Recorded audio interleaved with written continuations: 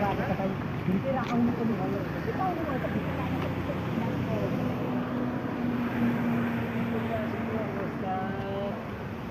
मैले हेर्दाखेरि म उहाँहरू असाध्यै गराएको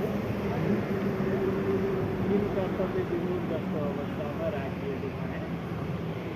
एउटा गुनामा पनि होइन ठ्याक्कै भन्नुहोस् गुनामा भनौँ भने गुनामा पनि होइन बिहान बेलुका दाल भात खान उहाँहरूको भनौँ दाल भात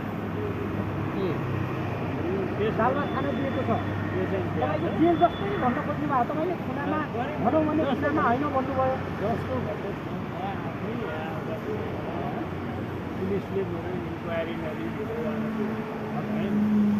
अब भित्र गएका मान्छेहरूसँग बोलेको कमसे कम भिडियो गर्न पनि दिएन हजुर अब यतिसम्म दिएन कि सुकुम्बासीहरूसँग बसेर म आफैले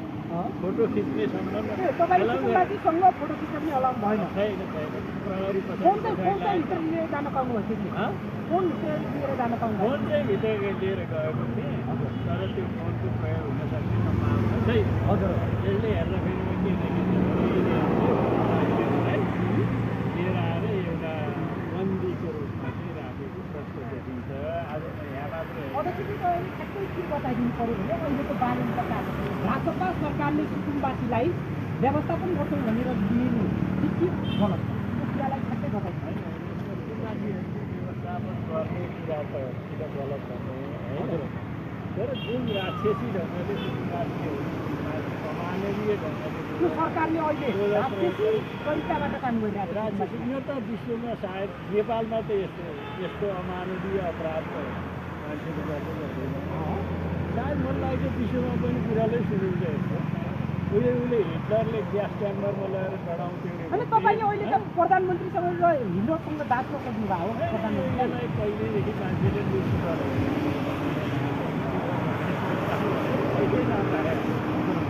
अब एउटा सुकुम्बासी बस्तीमा बसेका नागरिकहरू बच्चा हेरेर तिनीहरूको बस्तीमा यस्तो अमानवीय ढङ्गले डोजर आतङ्क फैलाएर सुकुम्बासीहरूले भने तपाईँहरू किन छोड्नुभयो त त्यति सजिलै भन्दाखेरिमा सेना ल्याइदिएर सशस्त्र पुलिस आयो त्यहाँबाट पुलिस त्यसपछि गएर चाहिँ भित्र चाहिँ नगर प्रहरी यतिले हामीलाई एकछिन बस्न दिनुहोस् भन्दा पनि गएर ताने नभए हामीलाई ढुङ्गा मुकेर गोली हान्ने आदेश छ भनेपछि हामी सिंहदरबार चाहिँ गरायो सुकुम्बासीलाई घर खाली नगर्यो भने गोली हान्छु भन्ने आदेश छ त्यस कारणले चाहिँ हामी हान्छौँ तपाईँहरू निस्किनु भनेपछि हाम्रो कुनै सहारा भएन त्यसपछि हामी बाहिर निस्क्यौँ र हामीले अहिले विचार बनाइएको छ हाम्रा कहीँ सामानहरू लगेर रङ्गशालामा ल्याइएको छ केटी जिल्लाको बदनाम छन् अब यहीँको एकजना सरकारी हुनुहुन्छ दुईजना छोराछोरी यस्तो ठाउँमा आएर बस्न चाहँदैन गएर कुनै साथीहरू कहाँ छोरा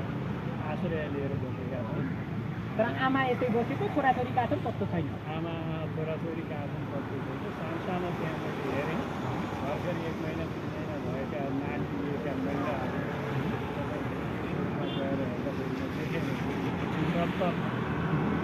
एक ढङ्गले बसेका खाना बस्नलाई अवस्था कस्तो हुन्छ सरकारले त 4 टाइम खाना दिइरहेको दाल भात त्यो चाहिँ बिहा छन् त्यही पनि यसले बिहा सत्सङ्गवालाले अहिले अर्कैले टेकालिएको छ बिहान खाने बेला भएको ज्याप्दै राम्रो लाग्छ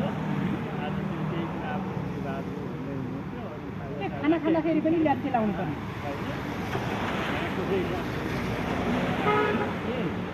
बाहिरका मान्छेले गएर त्यहाँ उहाँहरूलाई तपाईँले गएर भित्र केही गर्नु सक्दैन अहिले मिडियाकै मान्छेहरू यो अवस्था भनेपछि एक ढङ्गको चाहिँ यो बन्दीको त्यो रूपमा चाहिँ अब सरकारले म्यानेजमेन्ट के गर्छ भन्ने कुराहरू कसैलाई विश्वास र तेस्रो कुरा चाहिँ अब केही दिन 2-4 दिन भित्रमा आयो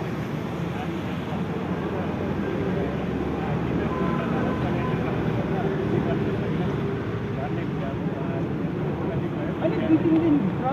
सुकुम्बासीलाई व्यवस्थापन गर्न सकेन भने सरकारले सुकुम्बासी आन्दोलनमा हामी माइती गर्न लाग्छ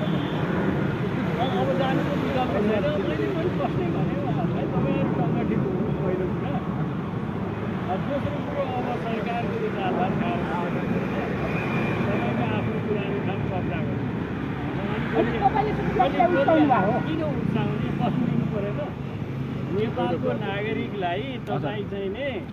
यसरी दमन गर्न पाइन्छ होइन तपाईँ त भित्र गएर आन्दोलनमा जानु भनेको त सरकार विरोधी हुनुभयो नि त तपाईँले निस्काउनु भएको हो नि त अनि सरकार विरोधी होइन। अब त अवस्था के आयो भन्नु होला भने बालेन सरकारको अहिलेको सुकुम्बासीलाई गरेको कामले विरोध मात्रै होइन उस्तै परे सिंहदरबारबाट घिसारेर लिएर आएर काम गर्नुपर्ने अवस्था भइसक्यो। अब तपाईँ विरोधको मात्रै कुरा गर्नुहुन्छ। यत्रो जनतालाई यस्तो जनतालाई त्यो निरीह 2-4 जना होला होइन बालेनले त राम्रो काम गरिरहेछन् सुकुम्बासीलाई मा डोजर चलाउनु राम्रो भनिरहेछन् क्या आम जनताले तपाईँले मात्रै गलत भन्नुभएको नि त आम जनताको सब जनताहरूले सोसल मिडियामा त बालेनले जे गरे राम्रो गरे भनिरहेछन् सुकुम्बासी बस्तीहरूमा सबैमा कहीँ यो अपराधी रहेछ नै भने बालेनले अपराधी समेत अपराधी भने भने हिजो चाहिँ झुक्यो भोट हालौँ भने केटाले नौ भनेर भोट हालेको त ल्याएर हामीलाई त पाटा पो निकाइदियो तपाईँ यहीँ गएर सोध्नुभयो भने यसलाई अपराधी नै भन्छन्। आम जनतामा सोध्नुभयो भने पनि यसरी सुकुम्बासीमाथि गरेको चाहिँ अपराधपूर्ण कामलाई कसैले समर्थन गरेको छैन। अब त्यति भयो कि यहाँ चाहिँ नि अलिकति प्रतिरोध गर्न सकेनन्। बाहिर त अब प्रतिरोध गर्ने वातावरण बन्यो। हामीहरू राजनीतिक शक्तिहरू पनि के भयौँ भने यस्तो राक्षसी कलम चाल्छ भन्ने कुरा हामीले पनि देख्न पाएन। जसले गर्दा प्रतिरोधको क्षमता भएन। जब चाहिँ यसको यो गतिविधि देखेपछि त जिल्लामा अब जनताले प्रतिरोध गर्न थाल्यो। यो सबै साढे चलाएर देखाइदियो। अब बालेन सरकार यदि तत्कालै 3टा कुरा उसले अनिवार्य गर्नुपर्छ। के कुरा गर्नु एउटा कुरा चाहिँ त्यो सुकुम्बासीहरूको त्यो घर जो भत्का छ बालेनको सम्पत्ति लगाएर बताए होइन र बालेनको सम्पत्तिमा बसेका नि होइन। नेपाली जनता नेपालकै भूमिमा बसिरहेको त्यहाँ उनीहरूले पसिना बगाएर बनाएको घर भत्किएको छ। त्यो घरको पहिला क्षतिपूर्ति चाहियो। दोस्रो कुरो उनीहरूलाई तत्काल बस्ने व्यवस्थित ठाउँ चाहियो र तेस्रो कुरा चाहिँ उनीहरूलाई बस्नको लागि घर बनाइदिनु पर्छ। यदि यो छिटोमा छिटो यो काम नगर्ने हो भने सुकुम्बासीले मात्रै होइन आम जनताले यसको विरुद्धमा प्रतिरोध सङ्घर्ष गर्नुपर्ने थियो। अनि सुकुम्बासीलाई व्यवस्थापन गरेन भने त्यस्तै भयो भने बालेन होइन हामी टिक्दैन। यो त धेरै टिक्ने सरकार होइन। पहिलो कुरा त बालेन तपाईँहरू के बुझ्नु भने बालेन सरकार यो संविधान अन्तर्गतको सरकारै हो। यो संविधान भन्दा होइन त्यसकारण हाम्रो बहिष्कार गरेको त्यहाँ एकजना चाहिँ महिलालाई मैले सोधेँ। सिन्धुलीको एकजना महिलाले चाहिँ मलाई के बताउनु भयो अहिले भने कसरी जितेर आयो सर महेन्द्र थाले भाइ। सिन्धुलीमा सधैँ माओवादीले जित्थ्यो। सबै मैले आफ्नो मान्छेहरूलाई सोधेँ सबैले भोट तारालाई हाले भन्छन् तर जितिया चाहिँ उसले छ। त्यसकारण यो बालेनले कसरी जिते त एकजना महिलालाई त्यहाँ गएर सोध्नुहोस्। यो चुनाव पहिले बाकसमा भोट पहिल्यै हालेको थियो त्यो चाहिँ देखाउने कुरा हो भनेर यहीँको एकजना नागरिकले मलाई अहिले भर्खर आयोगमाथि प्रश्न उठाउनु पर्यो। निर्वाचन आयोगमाथि मलाई के प्रश्न जतिखेर चुनाव भएको भनिरहेको अहिले पनि तपाईँले के प्रश्न उठाउनुहुन्छ? यो संविधान अन्तर्गतको सुशीला सरकार होइन। संविधान त 26 गते नै मरिसकेको हो। असंवैधानिक सरकारले गराउने चुनाव संवैधानिक हुँदैन। बालेन नेपालको प्रधानमन्त्री होइन। पढ्नुहोस् मलाई टुङ्ग्याउनु हुँदैन भनेर नेपाल कम्युनिस्ट पार्टीले यो असंवैधानिक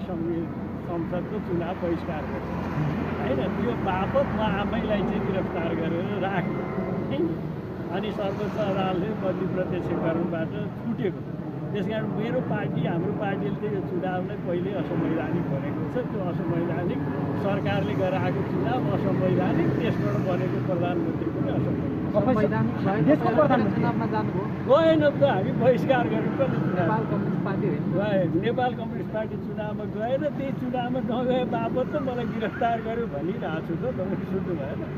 तपाईँहरू पत्रकारहरूले अहिलेको प्रचण्डहरूको फेरि बेमान गरेर नेपाली कम्युनिस्ट पार्टी भनिराखिदिएको छ तपाईँहरूको छुट्टै हो हाम्रो नेपाल कम्युनिस्ट पार्टी हो पहिले पनि यही कुरा मुद्दा परेर प्रचण्ड र ओली महिषा हार्या हुन्थ्यो त प्रचण्डको नेपाल कम्युनिस्ट पार्टी हो नेपाली होइन उसको त नेपाली कम्युनिस्ट पार्टी हो मेरो नेपाल कम्युनिस्ट पार्टी हो जुन पार्टीले चुनाव बहिष्कार गरेको छ त्यो बहिष्कार गरे बापत जेल बसेको त म आफै छु त त्यस कारण यो सरकारलाई हाम्रो संवैधानिक मान्यतै छैन होइन हामीले किन चुनाव बहिष्कार गरेका मान्छेहरूले कति भोट हालेर ल्यायो भन्दा यसलाई मान्नुपर्ने कुरा भएन पहिलो कुरा अब दोस्रो कुरा चाहिँ यो सरकार बनिएको छ भनेर घोषणा उनीहरूले गरेका छन् र संविधान मान्नेहरूले मानेका होला तर चाहिँ यस ढङ्गले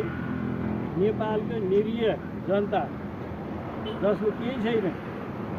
त्यस्ता मान्छेहरूलाई चाहिँ सेना र पुलिस लगाएर डोजर लगाएर यस ढङ्गले चाहिँ मान्छेलाई चाहिँ बिस्कुन बनाएर राखेको कुरो अब तपाईँ हामी कसैले पनि टिभी हेरेर बस्नु हुँदैन अब छिटै नै तत्काल यो तिनवटा काम उनीहरूलाई चाहिँ नै